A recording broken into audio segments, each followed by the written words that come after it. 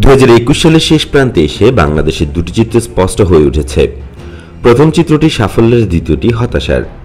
প্রথম চিত্র অনুসারে বাংলাদেশ অভাবিত সাফল্য অর্জন করেছে। এখন তৃতীয় বিশ্বের এক অভাবী দেশ থেকে উত্তীর্ণ হয়ে মধ্যম আয়ের দেশ হতে চলেছে। একসময় তলাবিহীন ঝুড়ি থেকে সে এখন এশিয়ার এক তেজি ষাঁড়। এই চিত্র অনুসারে বাংলাদেশে এখন আবার গোলাভরা ধান, পুকুরভরা মাছ ও মানুষের পকেটে এন্তার অর্থ। দ্বিতীয় চিত্রটি ঠিক উল্টো। এই চিত্র অনুসারে কারো কারো মতে বাংলাদেশ এখন অনেকটা কর্তৃত্ববাদী দেশে পরিণত হয়েছে, যেখানে সব ক্ষমতা কেন্দ্রীভূত এক দল, এক ব্যক্তির হাতে। এটা এমন এক দেশ যেখানে নির্বাচনে না জিতেও ক্ষমতায় থাকা যায়। মুখে নাগরিক অধিকারের পক্ষে ও দুর্নীতির বিপক্ষে কথা বলা হলেও যেখানে নাগরিক অধিকার লাঞ্ছিত হওয়ার ঘটনা অনেক। বিচার ব্যবস্থা থেকে আমলাতন্ত্র, ব্যবসা বাণিজ্য থেকে শিক্ষাক্ষেত্র, সর্বত্রই দুর্নীতির কথা শোনা যায়।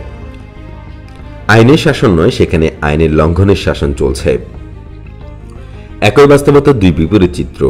এই দুটোই কি পাশাপাশি বা সমান্তরাল বাস করতে পারে? একটু ভেঙে দেখা যাক।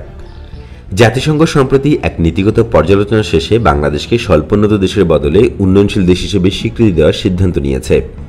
এই উত্তরণ অর্জনের জন্য যে তিনটি পূর্ব শর্ত, অর্থাৎ মাথাপিছু আয়, মানব সম্পদ সূচক এবং অর্থনৈতিক ও পরিবেশগত প্রতিকূলতা রোধ সূচক, তার প্রতিটি সে পূরণ করেছে। জাতিসংঘ জানিয়েছে চলতি প্রবৃদ্ধিগত অগ্রগতি অব্যাহত থাকলে দেশটি 2026 সাল নাগাদ উন্নয়নশীল দেশ হিসেবে আনুষ্ঠানিক স্বীকৃতি পাবে। বাংলাদেশ সরকারের প্রদত্ত তথ্য বলছে, এখন এদেশের মানুষের বার্ষিক মাথাপিছু আয় $2227, যা পাকিস্তান ও ভারত এই দুই প্রতিবেশীর চেয়ে বেশি। সে কথা উল্লেখ করে ব্লুমবার্গ নিউজ লিখেছে, 1971 সালে পাকিস্তান বাংলাদেশের তুলনায় 70% সম্পদশালী ছিল।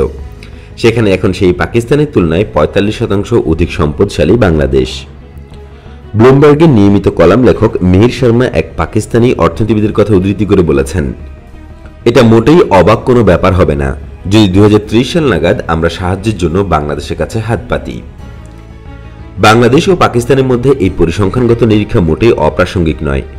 1971 সালে বাংলাদেশের স্বাধীনতা যুদ্ধের এক বাহ্য কারণ ছিল পাকিস্তানের দুই অংশের মধ্যে অর্থনৈতিক বৈষম্য। পরিস্থিতি কতটা বদলে গেছে তার এক সহজ হিসাব দিয়েছে ভারতের গণমাধ্যম টাইমস অব ইন্ডিয়া। বিশ্বব্যাংকের উপাত্ত ব্যবহার করে পত্রিকাটি বলছে, উন্নয়ন সূচকের প্রতিটি ক্ষেত্রেই বাংলাদেশ তার সাবেক শাসক পাকিস্তানকে ছাড়িয়ে গেছে।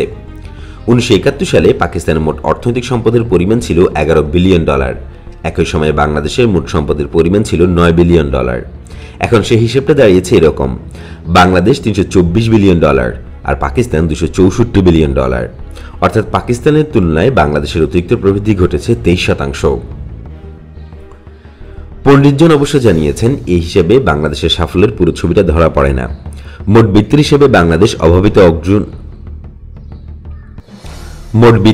বাংলাদেশ অভাবিত অগ্রগতি অর্জন করেছে তা ঠিক, কিন্তু সেই বৃত্ত ন্যায়সম্মতভাবে দেশের সব মানুষের মধ্যে বণ্টিত হয়নি। বাস্তবিক পক্ষে মোট বৃত্ত বাড়লেও বাংলাদেশের মানুষের মধ্যে অসাম্য আগের তুলনায় বেড়েছে অনেক বেশি। বাংলাদেশের কমিউনিস্ট পার্টি বা সিপিবি প্রধান জানান, যেখানে দেশের 99% মানুষ কার্যকরভাবে দরিদ্র, সেখানে মধ্য আয় এবং উন্নয়নশীল দেশ হিসেবে সরকারি দাবি ঠিক ধোপে টেকে না।